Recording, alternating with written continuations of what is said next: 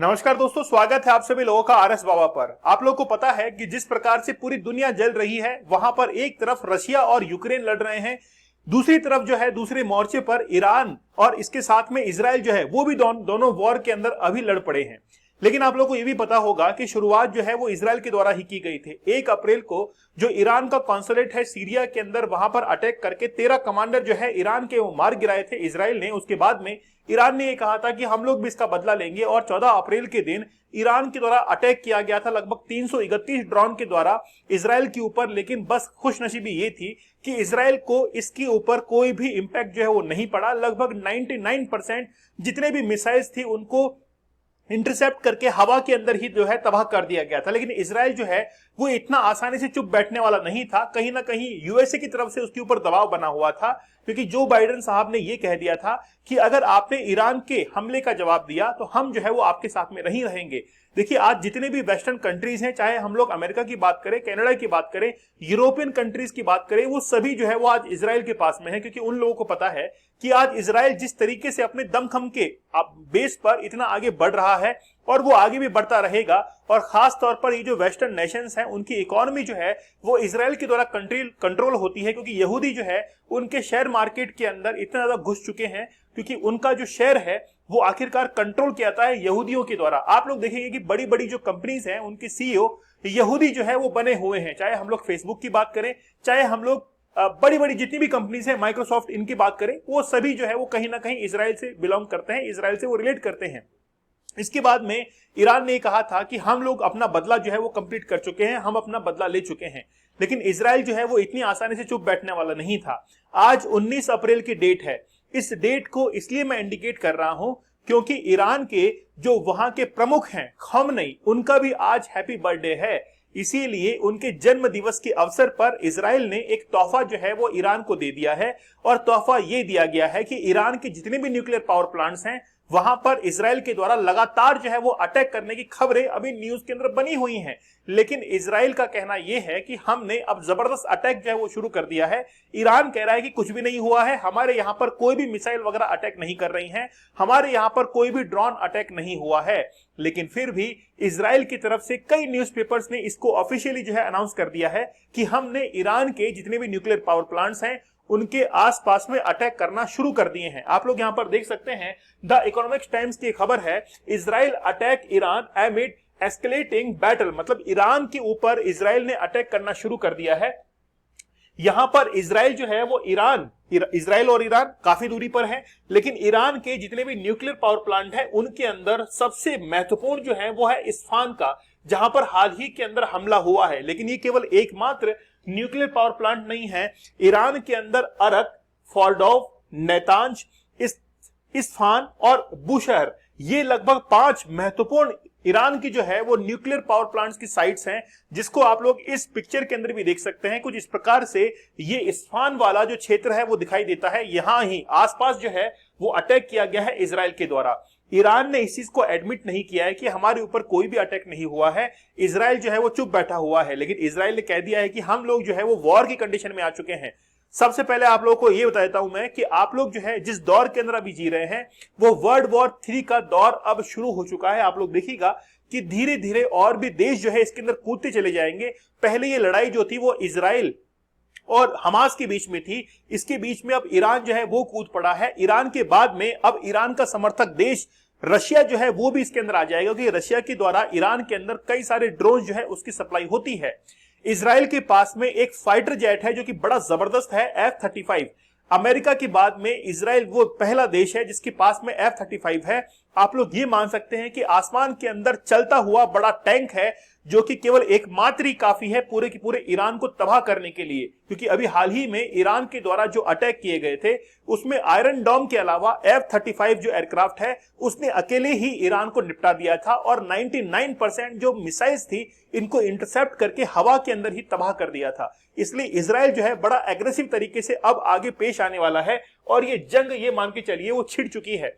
लेकिन बात करें ईरान के एयर ट्रैफिक की, ईरान ने हाल ही में कहा कि हमने जो है वो अपने एयर ट्रैफिक को रिज्यूम कर दिया है, कहीं पर भी हमने फ्लाइट्स को डाइवर्ट नहीं किया है। लेकिन यहां पर आप लोग मैप में देखेंगे कि यहां पर ये जो पीले कलर में आप लोग को दिखाई दे रहे हैं, ये ईरान की जो है वो फ्लाइट्स हैं जो कि ईरान से गुजरनी चाहिए थी, मतलब इस वाले क्षेत्र से कहीं ना कहीं पास होनी चाहिए थी, लेकिन इसके अंदर एक भी प्लेन जो है उसकी गतिविधि आपको नहीं दिखाई पड़ रही है। ये जितने भी यहां पर प्रोग्राम्स हैं, प्लेन के जितने भी प्रोग्राम्स हैं वो यहां से गुजरने वाले थे, लेकिन उन फ्लाइट्स को डाइवर्ट किया गया। ईरान का कहना यह है कि हमने फ्लाइट्स को लेकर कोई भी छेड़खानी नहीं की है, इन देशों ने स्वतः ही जो है अपने रूट को चेंज किया है, और रूट को चेंज करने के बाद आप लोग देख सकते हैं कि सभी ने अपनी फ्लाइट्स को कैंसिल किया। मात्र 2 ही फ्लाइट्स उस समय, जिस समय मैं लेक्चर को रिकॉर्ड कर रहा हूं, 2 ही फ्लाइट्स ऐसी थी जो कि वो दर्शा रही थी कि हम लोग जो है वो ईरान के एयर ट्रैफिक जो है वहां से गुजरेंगे, लेकिन कुछ समय बाद ये भी जो है वहां से नदारद हो जाएंगी। जॉर्डन ने यह कहा था कि हम अपने एयर स्पेस को कहीं पर भी उपयोग नहीं होने देंगे, चाहे फिर वो इजराइल हो या फिर ईरान हो। टर्की का कहना यह है कि वो अपने एयरबेस का इस्तेमाल कहीं पर भी यूएसए के लिए नहीं होने देगा। देखिए, यूएसए जो है वो डोमिनेट तो करता है, यूएसए के जितने भी जो पड़ोसी देश हैं, या फिर हम लोग बात करें कि नाटो के अंदर जितने भी मेंबरिंग कंट्रीज हैं, वो कहीं ना कहीं यूएसए का साथ तो देंगे, लेकिन उनमें से टर्की एक ऐसा देश है जो कहीं ना कहीं यूएसए का विरोध भी कर सकता है। लेकिन इजराइल जो है वो अभी अटैकिंग की कंडीशन में आ चुका है। अब ये अटैक जो है वो धीरे धीरे बढ़ता जाएगा, लेकिन इस अटैक के कारण अब इफेक्ट होने वाले हैं पेट्रोल और डीजल के दाम, मतलब जितना भी फ्यूल है उसके दाम जो है बढ़ने वाले हैं। ईरान इजराइल में बढ़ते तनाव के बीच तेल के दाम जो है वो 4% तक बढ़ चुके हैं। अब तक अमेरिकी तेल की कीमतें 3.7% से बढ़कर $85.80 प्रति बैरल जो है वो हो गई है। मतलब पैसा किसने कमाया? पैसा कमाया है अमेरिका ने भर भर के। अमेरिका जो है वो इजराइल को या ईरान को या हमास को या यूक्रेन को, जितने भी देश हैं, चाहे वो मिडिल ईस्ट के कंट्रीज हो, चाहे वो लैटिन अमेरिका की कंट्रीज हो, चाहे वो एशियन कंट्रीज हो, अमेरिका हमेशा इनको एक मार्केट की तरह देखता है कि मैं अपने हथियारों की खपत जो है, वेपन्स की खपत, वो इन देशों में कैसे कर सकता हूं। आप लोग यहां पर देख सकते हैं कि लड़ाई वहां पर चल रही है और पैसा जो है वो अमेरिका कमा रहा है, क्योंकि ईरान से अब जितना भी ऑयल को एक्सपोर्ट किया जाना था वो एक्सपोर्ट पर बैन लग चुका है। सैंक्शंस लगा दिए हैं अमेरिका ने, और अमेरिका को यह पता है कि जैसे ही हम लोग सैंक्शंस लगाएंगे, दूसरे देश जो है वो ईरान से इंपोर्ट नहीं करेंगे ऑयल को, और हमारा तेल जो है वो भर भर के इंटरनेशनल मार्केट में बिकना शुरू होगा। और इसका नतीजा यह है कि अमेरिका की जो तेल की कीमतें हैं, जिसको हम लोग कहते हैं शेल ऑयल, उसकी कीमतें 3.7% जो है वो बढ़ना शुरू हो गई हैं, और भी जो है वो आसमान के अंदर बढ़ती जाएंगी ये। तो आप लोग देखिए कि अमेरिका जो है वो किस तरीके से अपना पैसा बना रहा है। अगर हम लोग एक बार के लिए मान लेते हैं कि युद्ध जो है वो बहुत ज्यादा छिड़ जाता है, तो आखिरकार जीत किसकी होगी, इसका फैसला अभी हम लोग कर देते हैं। यहां पर देखिए कि अगर हम लोग सैनिकों की बात करें जो कि पैदल सैनिक होते हैं, इजराइल के पास में 6,70,000 सैनिक हैं, जबकि ईरान के पास में 11,80,000 सैनिक है।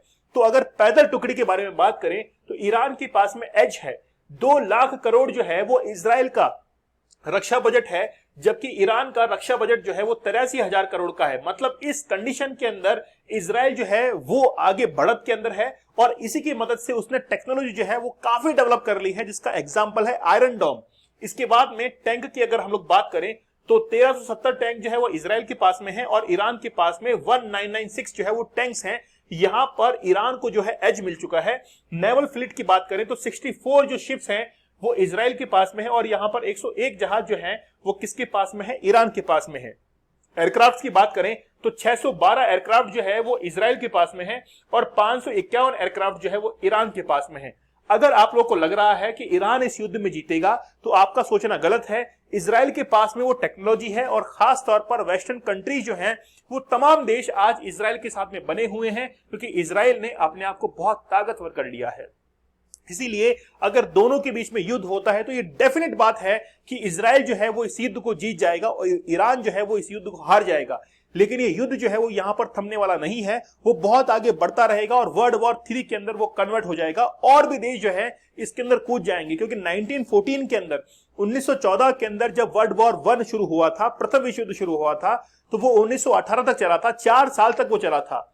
और जब द्वितीय विश्व युद्ध चला था 1939 से 1945 तक चला था, उसका भी चलना लगभग 4 से 5 साल था। तो बहुत लंबा दौर जो है वो चला था। तो यहां पर भी हम लोग देख सकते हैं कि 2 साल तो रशिया और यूक्रेन को वॉर को हो चुके हैं। तो ये मान के चलिए कि अगले 2-3 साल के अंदर ये वर्ल्ड वॉर 3 के अंदर कन्वर्ट हो जाएगा, और इसके अंजाम जो है वो भुगतने पड़ेंगे डेवलपिंग नेशंस को।